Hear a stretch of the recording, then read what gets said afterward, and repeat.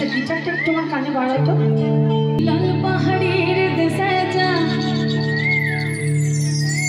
তিরঙ্গা মাটির দেশে যা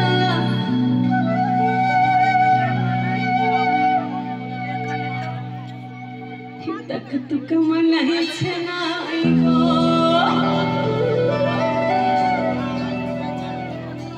सुन नहीं के पर मनाई छनाई गो। ঝাড়গ্রাম অরণ্য সুন্দরী, আর সেই অরণ্যকে সুন্দর করেছে যে গাছগুলি, শাল পিয়াল মহুল। সেই একটি গাছ হঠাৎ করে শ্রীরামপুর স্টেশনে, কলকাতার পার্শ্ববর্তী মফস্বলে, তাই বলছে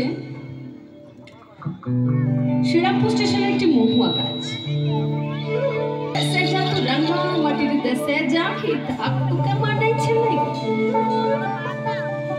না না একেবারে মানাইছে না। এটি একটি কবিতা ছিল, আর সেই কবিতা যখন উঠলো বাঁকুড়ার ছেলে সুভাষের হাতে, ঝুমুরিয়ার সুভাষ চক্রবর্তীর সুরে এবং কণ্ঠে, তিরঙ্গা মাটির দেশে যা তুকে মানাইছে না গো নাই কে পারা মানাইছে না গো।